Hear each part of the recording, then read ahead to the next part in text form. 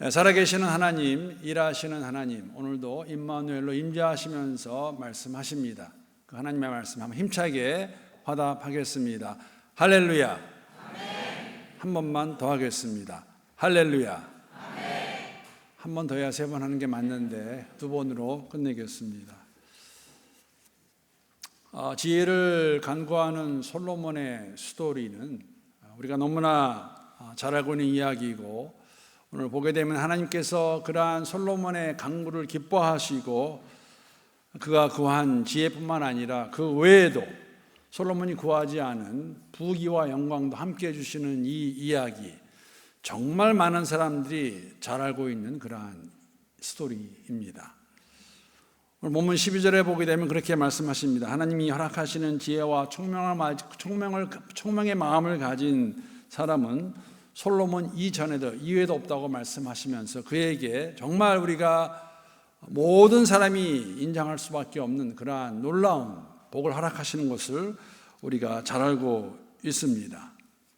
솔로몬이 얼마나 지혜가 많았는가를 잘 보여주는 예가 있다면 오늘 본문 직후에 나오는 그 솔로몬의 재판 이야기입니다. 다 알고 계시는 이야기입니다.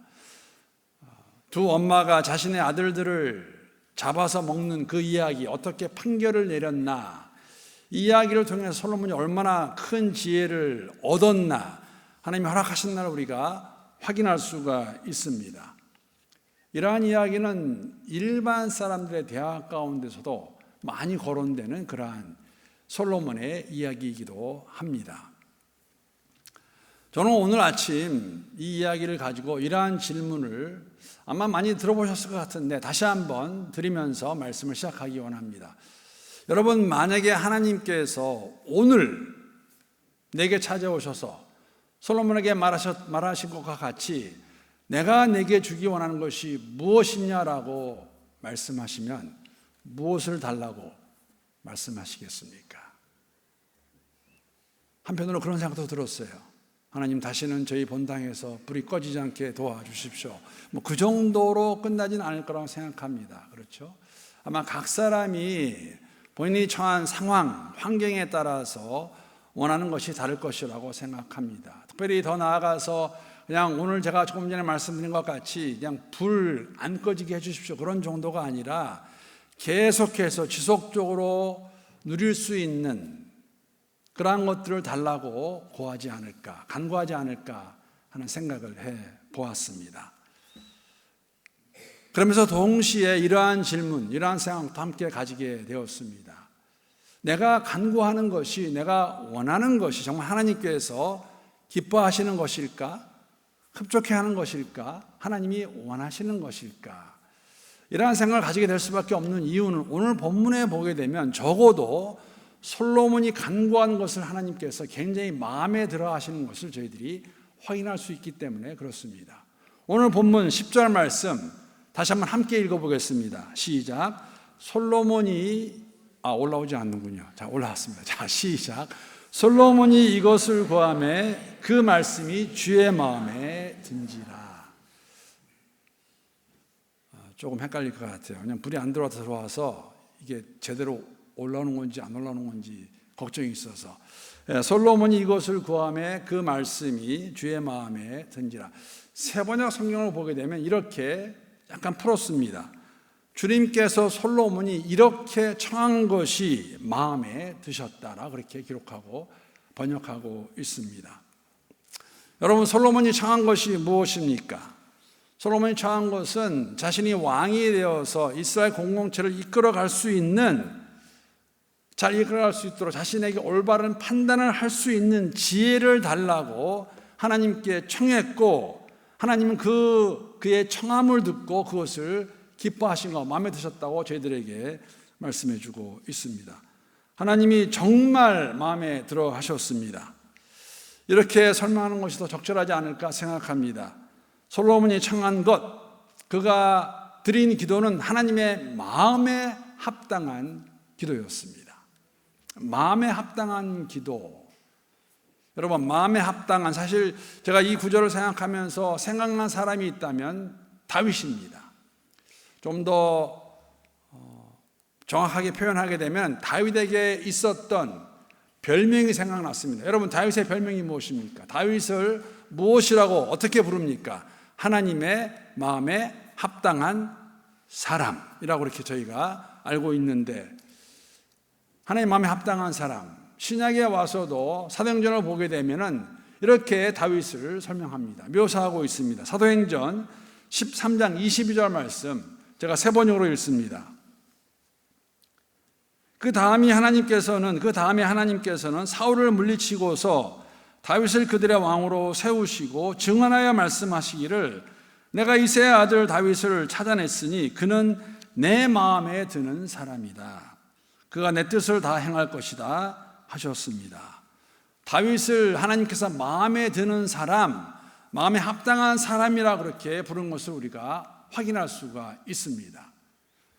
구약에서뿐만 아니라 신약에 와서도 유대인들이 알고 있는, 사람들이 알고 있는 다윗은 하나님의 마음에 합당한 사람이었습니다. 다윗이 하나님 마음에 합당한 사람이었다는 것, 여러분 구약 성경을 보게 되면, 특히 사무엘서를 보게 되면 여러 가지 상황들이, 정황들이 그가 이러한 호칭을 받기 합당한 사람인 것을 많이 보여주고 있지만, 그 가운데서 특히 두 가지 예를 든다면 이러한 일들이 그의 삶 가운데 있었습니다. 여러분이 정말 잘 아시는 내용입니다. 여러분 기억나실 것입니다. 블레셋 사람들이 이스라엘 민족을 쳐들어옵니다.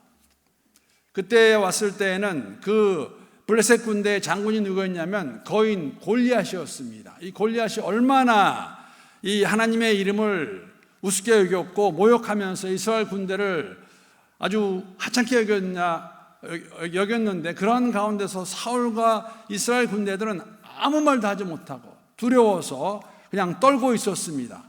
바로 그때에 소년 다윗, 어린 다윗입니다. 그 다윗이 골리앗을 맞대어서 나가면서 이렇게 말하는 것을 사무엘상에 보면 우리가 알 수가 있는데, 잘 아시는 내용입니다. 너는 칼을 차고 창을 메고 투창을 두고 내게 나오지만 나는 네가 모욕하는 이스라엘의 그 군대의 하나님 여호와 하나님의 이름으로, 만군의 주님의 이름으로 앞으로 나아간다 하면서 그와 맞짱을 떴죠. 이기는 것을 우리에게 보여줍니다. 왜 그랬습니까?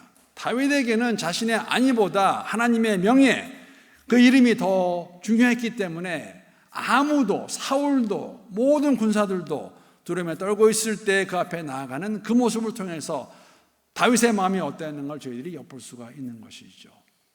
하나님의 명예, 하나님의 이름을 더 귀히 여겼던 그러한 다윗의 마음, 하나님의 마음에 합당한 사람이라는 칭호를 받기에 합당합니다. 더 나아가서 또 다른 예가 있다면 다윗의 철저한 회개입니다. 제가 휴가를 가기 전에 마지막으로 나눴던 그 내용이 사실 밧세바를 범하는, 다윗이 밧세바와 동침하는 그러한 이야기였습니다. 유부녀였던 밧세바와 동침을 하고 그것을 감추기 위해서, 가리기 위해서 우리아까지 죽였던 그러한 다윗, 그러한 죄를 짓고 있으면서도 사실은 깨닫지 못하고 있는 그에게 하나님께서 나단 선지자를 보내시죠. 보게 하십니다. 깨닫게 하십니다. 그랬을 때 여러분, 다윗이 그 이야기를 듣고 왕의 권력으로 그것을 무마시키고 모른 척한 것이 아니라 그 이야기를 듣고 깨달았을 때 바로 그 자리에서 무릎 꿇고 회개했던, 그러한 자신의 죄를 인정하고 고백하며 회개했던 다윗의 모습, 사실 이 모습은 여러분 사울 왕의 모습과는 많이 대조되는 모습입니다. 사울 왕은 사무엘이 찾아와서 그를 책망했을 때, 죄를 보게 했을 때에 그는 변명을 했고 사람들의 눈치를 보면서 회개하지 못했던 모습을 저희들이 기억하는데, 그와는 대조되게 그 죄가 아무리 크다 할지라도, 물론 지난번에 말씀드린 것 같이 죄를 짓지 않았으면 제일 좋았겠지요. 근데 저희들은 죄를 짓고 있기 때문에 그것을 깨닫게 되었을 때 왕의 체면, 그런 것 아랑곳하지 않고 하나님 앞에서 무릎 꿇고 죄를 인정하고 고백하고 회개했던 그러한 모습, 이러한 모습이 삶에 있었기 때문에 성경은 그를 가리켜서 하나님의 마음에 합당한 사람이었다라고 기록하고 있습니다. 아마 그러한 삶의 모습을 가장 곁에서 많이 보았던, 잘 보았던 사람이 솔로몬이었을 것입니다. 그래서 솔로몬이 왕이 되었을 때에 하나님께서 그에게 찾아오십니다. 그에게 묻습니다. 내가 너에게 주기 원하는 것이 무엇이냐 했을 때 솔로몬이 가장 먼저 한 것이 무엇이냐면 왕으로서의 사명을 감당하기 위해서 거룩한 부담이라고 말하죠. 하나님께 간구한 것이 무엇이냐면 하나님 저를 더 오래 살게 해주십시오라든지 하나님 제 목숨을 노리는 저 원수들을 물리쳐 주십시오라든지 내게 부귀 영광을 주십시오 그런 것이 아니라 내가 백성을 잘 이끌 수 있도록 내게 하나님의 그 지혜와 총명의 마음을 달라고 간구하는 것을 알 수가 있습니다. 왜냐하면 다윗은 솔로몬은 잘 알고 있었습니다. 자기에게 주어진 그 사명이 얼마나 큰 사명인가, 얼마나 부담이 되는 것인가. 그래서 오늘 본문 말씀 보게 되면 8절 9절에서 솔로몬이 가지고 있는 마음을 이렇게 잘 묘사해 주고 있습니다. 8절 9절 말씀 제가 다시 한번 읽겠습니다. 주께서 택하신 백성 가운데 있나이다. 그들은 큰 백성이라 수요가 많아서 셀 수도 없고 기록할 수도 없사오니 누가 주의 이 많은 백성을 재판할 수 있사오리이까. 듣는 마음을 종에게 주사 주의 백성을 재판하여 선악을 분별하게 하소서. 하나님, 만약에 오늘날의 기도로 바꿔본다면 하나님 제게 주신 이 사명 제가 감당할 수 없습니다. 너무나 큽니다. 정말 부족한 사람입니다. 연약한 사람입니다. 하나님이 맡겨주신 이 공동체를 제가 잘 이끌어갈 수 있도록 그들의 말을 잘 듣고 분별할 수 있도록 하나님 제게 지혜를 주셔서 이 공동체를, 이 민족을, 이 백성을 하나님이 원하시는 방향으로 잘 이끌어갈 수 있도록 저를 도와주시옵소서. 그게 솔로몬의 기도입니다. 왕이 되었습니다. 하나님 저를 도와주십시오. 제가 아버지를 벗어나 할 수 있고 제가 할 수 없습니다. 여러분, 이러한 간구 얼마나 하나님이 기뻐하셨을까요? 얼마나 하나님 마음에 합당한 기도였을까요? 그 기도를 들은 하나님께서 이렇게 솔로몬에게 약속하시며 축복하십니다. 오늘 본문 13절 말씀인데 다시 한번 함께 읽어보겠습니다. 자, 시작. 내가 또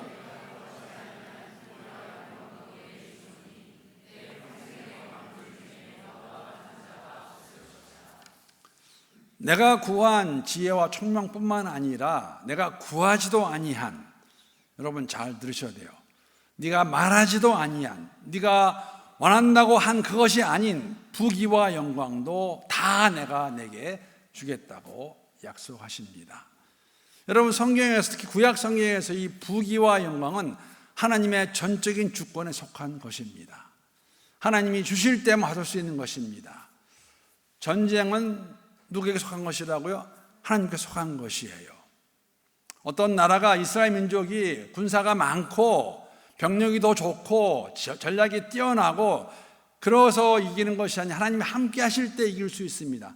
함께 하시는 가운데 이기게 되면 주어지는 것이 부귀고 영광인 것이죠. 이 부귀와 영광은 하나님께 속한 것입니다. 물론 솔로몬은 여러분 지금 자신에게 주어진 사명은 무엇이냐면 왕으로서 그 백성을 인도해 가는 것입니다. 이끌어가는 것입니다. 그래서 그걸 잘하기 위해서 정말 지혜로운 왕이 되기 위해서 지혜와 총명을 원했는데 그것이 하나님 마음에 합당했어요. 하나님 마음을 기쁘게 했습니다. 그의 마음을 보시고 다윗의 마음을 보신 것과 같이 하나님이 뭐라고 약속하시냐면 내가 너로 하여금 이 부귀와 영광을 누리게 하고 이 모든 네 평생에 모든 왕들보다 뛰어난 왕으로. 그래서 여러분 우리가 잘 알고 있는 것, 솔로몬이 그의 생애 가운데 통치기간 가운데 그 어떤 왕들보다도 부귀와 영광을 누렸고 뛰어난 지혜를 가지고 있었고 나라는 평강을 누렸던 것을 우리가 잘 알고 있습니다. 우리에게 주시는 그러한 도전이 있다면 무엇일까요? 여러분, 우리가 하나님께 간구할 때에 무엇을 간구하십니까? 무엇을 간구해야 될까요? 신약에 오게 되면 이런 말씀이 있죠. 너희는 먼저 무엇을 구하라? 그의 나라와 의를 구하라. 그리하면 이 모든 것을 너희에게 더하시리라. 아마 이것의 가장 좋은 예를 우리가 볼 수 있다면 오늘 본문에 솔로몬이 간구하는 그 내용입니다. 더 나아가서 우리가 한 가지 기억해야 될 것은 여러분, 왕이 된 솔로몬에게 먼저 찾아오신 분이 하나님이세요. 다윗을 이어서 왕이 되었습니다. 솔로몬의 입장에서는 굉장히 큰 부담입니다. 사실 서열로 보게 되면 그 위로 형들이 있었습니다. 사실 바로 그 위의 형인 아도나니아는 여러분 난을 일으켜서 왕권을 잡으려고 했습니다. 사실 어려운 상황입니다. 그런 가운데서 솔로몬이 그러면 기도할 수 있었어요. 하나님, 저를 이러한 모든 형들로부터 내 이 왕자를 노리는 사람 저를 보여주십시오. 그러한 것이 아니라 하나님 제게 주신 그 사명, 이 사명을 잘 감당할 수 있도록 백성들을 잘 이끌어갈 수 있도록 제게 지혜와 총명을 주시옵소서. 이 기도를 올려드렸을 때 하나님 그것을 기쁘게 받으시고 그 이상의 것을 차고 넘치도록 주시는 것을 저희가 알 수가 있습니다. 다시 돌아갑니다. 여러분, 하나님께서 오늘 여러분에게, 저와 여러분에게 동일하게 질문하신다면 무엇이라고 말씀하시겠어요? 하나님께 무엇을 달라고 구하시겠습니까? 요한복음 15장 7절 말씀 보게 되면 내 말이 너희 안에 거하고 너희가 내 안에 거하면 무엇이든지 원하는 대로 구하라. 그리하면 이루리라고 주님께서 말씀하십니다. 약속의 말씀입니다. 솔로몬이 좋은 예입니다. 그렇게 지혜와 총명을 간구했을 때 하나님이 그것을 기쁘게 받으시고 그가 구하지도 아니한 부귀와 영광을 주시겠다고 말씀하십니다. 동일한 복과 동일한 특권을 누릴 수 있는 것을 저희들이 잘 알고 있습니다. 그리스도 예수 안에서 우리가 누릴 수 있는 그런 삶을 보여주고 계시는데, 여러분 그렇다면 다시 돌아가서 그러면 우리가 어떻게 이러한 삶 유지할 수 있고 하나님의 그 복을 누릴 수 있을까요? 비결이 무엇일까요? 사실 여러분, 솔로몬이 이러한 기도를 하는 배경에는 조금 전에 말씀드린 것 같이 아버지 다윗의 삶을 통해서 그가 보고 이미 알고 있는 것이 있었고, 사실 다윗은 마지막에 솔로몬에게 이러한 유언을 그에게 남겨줍니다. 오늘 본문 직전에 나오는 열왕기상 2장에 보게 되면 이러한 다윗의 유언을 저희가 발견할 수가 있는데, 열왕기상 2장 3절 말씀입니다. 한번 함께 읽어보겠습니다. 자, 시작. 내 하나님 여호와의 명령을 지켜 그 길로 행하여 그 법률과 계명과 모세의 물법에 기록된 대로 지키라. 그리하면 내가 무엇을 하든지 어디로 가든지 형통하리라. 다윗이 마지막으로 솔로몬에게 준 유언의 말씀이라고 말할 수 있습니다. 여기 보게 되면은 여러분, 법률, 계명, 율례, 증거, 모세의 율법, 이거 다 무엇을 의미합니까? 하나님의 말씀이에요. 그 하나님의 말씀을 그대로 내가 지키고 순종하면 네가 무엇을 하든지 어디로 가든지 어떻게 해야 되리라? 형통하리라 라고 이미 말해 준 것이지요. 사실 이러한 다윗의 삶을 통해서 그가 알고 있는 것, 또 하나님이 다윗과 함께 하시며 하신 일을 오늘 본문을 통해서도 우리가 이미 솔로몬이 알고 있다는 것을 우리가 확인할 수가 있습니다. 본문 6절 말씀 보게 되면 이렇게 기록합니다. 솔로몬이 이르되 주의 종 내 아버지 다윗이 성실과 공의와 정직한 마음으로 주와 함께 주 앞에서 행함으로 주께서 그에게 큰 은혜를 베푸셨고 주께서 또 그를 위하여 이 큰 은혜를 항상 주사 오늘과 같이 그의 자리에 앉을 아들을 그에게 주셨나이다. 무엇입니까? 여러분, 다윗의 유언으로 뿐만 아니라 그렇게 말씀 안에 거했던 말씀을 순종했던 다윗의 삶을 여러분 솔로몬이 인정하고 자신이 왕이 된 것도 하나님의 은혜 가운데에 이루어진 일임을 솔로몬이 고백하고 있죠. 그러니까는 솔로몬의 입장에서는 새로운 왕이 되어서 아버지를 통해서도 보았고 자신이 왕이 되어서도 이 사명을 감당할 때 자신은 할 수 없지만 하나님이 함께 하시면, 하나님이 내게 지혜를 주시면, 하나님이 내게 총명을 주시면 감당할 수 있는 것을 그가 인정하고 하나님께 간구하는 것을 저희들에게 보여주고 있습니다. 조금 전에 읽은 열왕기상 2장의 말씀 보게 되면 사실 다윗의 입장에서는 솔로몬이 어떠한 위치에 있는지 무엇이 필요한지 너무나 잘 알고 있었어요. 제가 열왕기상 2장 3절 말씀을 2절과 함께 붙여서 다시 한번 읽어보겠습니다. 잘 들어보시기 바랍니다. 다윗이 솔로몬에게 주는 마지막 유언의 말씀이고 어떻게 해야 형통할 수 있는 것을 해주는 말씀이죠. 내가 이제 세상 모든 사람이 가는 길로 가게 되었노니, 주께 대하다는 이야기입니다. 너는 힘써 대장부가 되고 내 하나님 여호와의 명령을 지켜 그 길로 행하여 그 법률과 계명과 율례의 증거를 모세의 율법에 기록된 대로 지키라. 그리하면 내가 무엇을 하든지 어디로 가든지 형통하리라. 힘써 대장부가 되라는 이 말은 여러분 직역하게 되면은 너는 강해져서 남자가 되라는 그러한 이야기입니다. 다윗이 죽을 때에 솔로몬의 나이가 20세가 되지 않았습니다. 여러분 20세가 되지 않은 나이에 왕권을 이어받는 것은 굉장히 위태로운 일이 될 수도 있죠. 조금 전에 말씀드린 것 같이 그의 바로 위의 형인 아도니아는 반역으로 그 자리를 꿰차려고 했었습니다. 그것을 잘 알고 있습니다. 그러한 솔로몬에게 다윗이 뭐라고 말하냐면 너는 강하고 담대해서 남자가 되어라. 남자가 되어서 할 일이 뭐냐면은 하나님의 말씀을 순종해라. 그 말씀을 순종하면 그리하면 내가 형통할 것임을 그가 말씀해주고 있는 것이죠. 이 말씀을 이 유언을 들은 솔로몬이 하나님이 나타나셨을 때에 무엇을 원하느냐? 하나님, 제가 아버지를 이어서 왕이 되었는데 저는 연약하고 힘이 없고 부족한 사람입니다. 제게 이 백성들의 말을 잘 듣고 선악을 분별할 수 있는 그러한 지혜와 총명을 주시옵소서. 그리하면 제가 하나님 원하시는 그 길을 갈 수 있습니다 라고 고백했던, 간구했던 그러한 솔로몬의 고백, 그 고백을 하나님께서 기뻐 받으십니다. 급족해 하십니다. 만족해 하십니다. 그래서 그 이상의 것을 더해 주시겠다고 말씀하시는 것을 알 수가 있습니다. 사실 여러분, 다윗의 삶을 통해서 우리가 알 수 있는 것은 뭐냐면 다윗은 솔로몬에게 왕권을 물려주면서 또 다른 마음의 부담이 하나가 있었어요. 그것이 무엇이냐면 우리가 잘 알고 있는, 여러분, 다윗이 자신의 생전에 하나님의 성전을 짓기 원했습니다. 근데 하나님 그것을 허락지 않으세요. 뭐라고 말씀하세요? 내 아들 솔로몬 지을 것을 말씀하셨어요. 아버지 입장에서는 어떻게 보면 솔로몬에게, 아들에게 큰 부담을 주는 것 같습니다. 그러나 다윗이 알고 있던 것은 무엇이냐면 이 성전을 짓는 것도 솔로몬의 힘이 아니라 하나님이 하실 것을 그에게 말씀해 줍니다. 역대상에 보게 되면 이러한 말씀이 있습니다. 역대상 28장 20절 말씀 보게 되면 똑같은 이야기입니다. 다윗 솔로몬에게 해주는 말입니다. 또 그의 아들 솔로몬에게 이르되 너는 강하고 담대하게 이 일을 행하라. 이 일은 성전 건축입니다. 두려워하지 말며 놀라지 말라.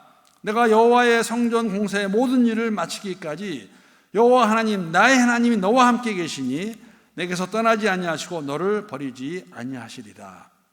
말씀대로 이 일은 다윗이 평생에 하기 원했던 성전 건축인데 이 일을 할 수 없는 가운데서 다윗이 솔로몬에게 이것을 맡깁니다. 이 일을 할 것을 그에게 말하는 가운데 뭐라고 말하냐면 두려워하지 말고 놀라지 말라고 말합니다. 그래서 많이 들어보던 구절 아니에요?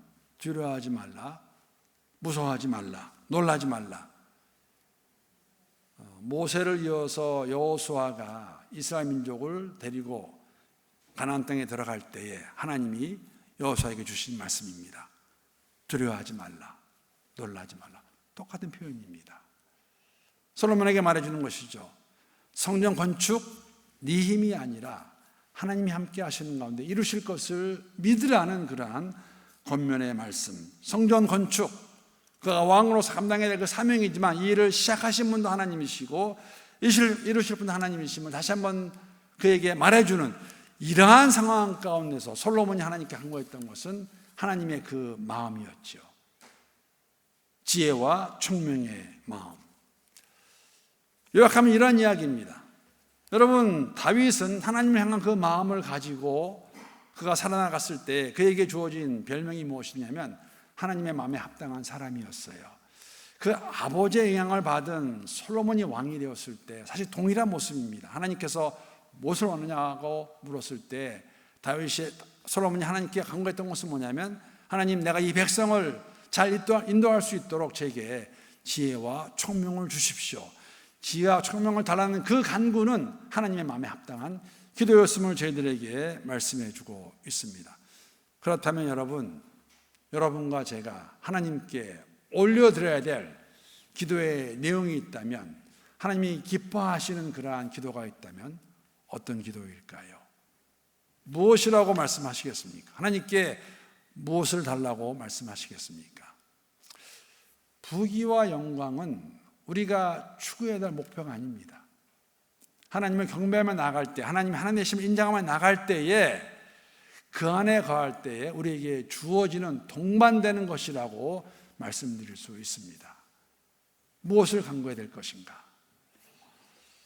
이러한 생각을 가지고 있는 가운데에 생각하면서 제게 다시 한번 생각난 것은 우리 교회 올해 표입니다. 여러분 앞에 보지 마시고 저를 보세요.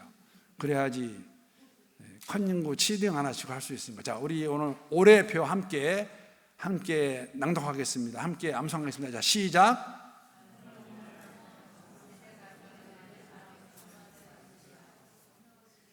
야, 1부는 50%였는데 2부는 30%밖에 안 되네요. 부모와 자녀 온 세대가 믿음 안에 바로 세워지게 하소서. 다시 한번 해볼까요? 부모와 자녀 온 세대가 믿음 안에 바로 세워지게 하소서. 바로가 없나요? 있죠? 네. 사실 작년에 이어서 우리 교회가 나가는 방향은 온 세대가 믿음 안에 세워지는 것이지만 사실 초점은 다음 세대입니다. 우리의 자녀들이 믿음 안에 세워지는 그 마음을 담아서, 물론 자녀들이 믿음 안에 세워지려면 부모 세대가 또 우리의 어르신 세대가 믿음 안에 바로 세워질 때, 서 있을 때 우리의 자녀들이 믿음 안에 바로 세워지겠지요. 이러한 생각을 가지고 묵상하는 가운데 제가 이런 기사를 하나 보게 되었습니다. 사실 이 기사 내용은 바로 지난주 화요일부터 목요일까지 한국에 본당에 있는 만나교회에서 있었던 컨퍼런스에 관한 내용입니다. 다음 세대와 관련된 기사에서 제가 유심 있게 읽게 되었고 많이 공감할 수 있는 부분이 있었는데 제가 한 부분만을 소개하려고 합니다. 올라옵니다. 한국교회가 지난 30년 동안 다음 세대를 위해 많은 투자를 해왔지만 철저하게 실패했다. 아이들이 맞이할 다음 시대가 어떤 모습인지 고민하지 않고 오직 기성세대의 생각과 과거의 방식으로만 다음 세대를 준비했기 때문이다. 분당교회 담임 목사님, 분당의 만나교회 담임 목사이신 김명사 목사님이 진단한 것입니다. 더 나아가서 뭐라고 말하냐면, 여러분 탈교의 현상은 다음 세대를 준비하지 않은 것 때문이 아니라 다가오는 시대를 보지 못했기 때문이라고 그렇게 그가 지적합니다. 이러한 시대적 전환기에 교회를 이끌어갈 리더의 세 가지 핵심 역량이 있는데 그것이 무엇이냐면, 첫째, 시대를 분별하는 통찰력, 두 번째, 하나님 나라의 방향을 아는 지혜, 그리고 실천적 판단력을 그가 꼽습니다. 정말 우리가 다음 세대가 우리의 자녀들이 믿음으로 세워지기 위해서 필요한 게 있다면 시대를 분별하는 통찰력입니다. 이 시대를 어떻게 볼 것인가? 어떠한 관점으로 볼 것인가? 누구의 눈으로 볼 것인가? 더 나아가서 이 모든 것 가운데서 하나님 나라의 방향을 아는 지혜가 필요하다는 것이죠. 더 나아가서 더 중요한 것은 뭐냐면 실천적 판단력입니다. 많이 공감했고 도전이 되는 것이 맞습니다. 여러분, 실천적 판단력을 한 가지 예를 든다면, 제가 얼마 전에 이 분당 만나교회 김명사 목사님의 그 만나교회 예를 하나 들었습니다. 기억나세요? 제가 여러분 그 만나교회 가시게 되면 주차장, 지하 주차장 본당 입구에 뭐가 있냐면은 흡연실이 있습니다. 담배 피는 곳이 있어요. 스모킹 룸이 있어요. 이번에 가봤더니 공항에 있잖아요. 교회에 그게 있습니다. 왜 그게 있는 것입니까? 만약에 담배를 피우는 것이, 담배로 인해서 교회를 오는 것이 방해가 된다면, 그러면 교회에 와서 담배 피우고 들어오라는 겁니다. 아니면 담배 피면서 예배를 보라는 거예요. 처음에 흡연실을 만들었을 때 수많은 사람들이 이게 무슨 일이냐고 그렇게 비평했었어요. 그런데 김명사 목사님 입장에서는 목회적 관점이었어요. 예수를 믿는 게 더 중요하다, 그러한 마음을 가지고, 그래서 많은 사람들이 와서 담배 피면서 예배보다 은혜 받고 담배 끊고 예수 믿고 교회를 섬기며 믿음 생활을 한다는 것이죠. 실천적 판단력. 여러분, 다음 세대, 오늘 하나님께서 솔로몬의 기도를 흡족해 하신 것은 뭐냐면 솔로몬에게 주어진 그 사명 때문에 그래요. 솔로몬이 왕이 되었습니다. 솔로몬 너무나 누구보다도 너무나 잘 알고 있죠. 나는 연약한 사람입니다. 힘이 없습니다. 능력이 없습니다. 하나님 도와주십시오. 제게 하나님의 마음을 알 수 있는, 사람들의 마음을 듣고 선악을 분별할 수 있는 그 지혜와 총명을 주십시오. 그래서 제가 하나님 맡겨주신 이 사명을 감당할 수 있도록 하나님 역사해 주십시오. 하나님이 너무너무 기뻐하세요. 너무너무 흡족해하세요. 그래, 네가 내 마음을 아는구나. 그거 내가 당연히 주지. 그리고 플러스, 우리가 너무 플러스를 좋아해서 그러는데 부귀와 영광도 주겠다. 부모와 자녀 온 세대가 믿음 안에 바로 세워지게 하소서. 우리가 얼마나 우리의 자녀들을 이해하고 바라보고 그들이 당면할 그 세상을 바라보는 가운데 어떻게 믿음을 전해주는 것이 바른 것일까? 기성세대까지 다 설다는 말이 절대 아닙니다. 절대 그런 의미는 아닙니다. 고심해야 되고 기도해야 됩니다. AI 시대를 살아갈 아이들입니다. 믿음을 가지고 사랑하는 건 믿자만 나와도, 미음자만 나와도 세상 사람들이 너 예수 믿어 하는 그러한 세상을 살아갈 자녀들에게 우리가 무엇을 전해줘야 될 것인가? 어떠한 마음을 가지고 나가야 될 것인가? 그래서 제가 그런 마음을 가졌어요. 하나님, 제게 시대를 분별하는 통찰력을 주시옵소서. 하나님 나라의 방향을 아는 지혜를 허락하여 주시옵소서. 실천적 판단력을 가지고 교회를 이끌어가고 삶을 살아갈 수 있도록 하나님 역사해 주시옵소서. 그러한 기도를 올려드릴 때에 하나님이 기뻐하시는 것이라면 이로 이루실 것이 아닌가 하는 생각을 가져보았습니다. 여러분과 제 믿음의 여정 가운데서 이러한 마음, 이러한 삶의 자세, 솔로몬을 통해 주시는 그 마음을 가지고 주 앞에 간구하며 나갈 때 주님이 일하시는 그 역사를 경험할 수 있는 여러분과 저, 우리 교회가 될 수 있기를 우리 주님의 이름으로 축복합니다.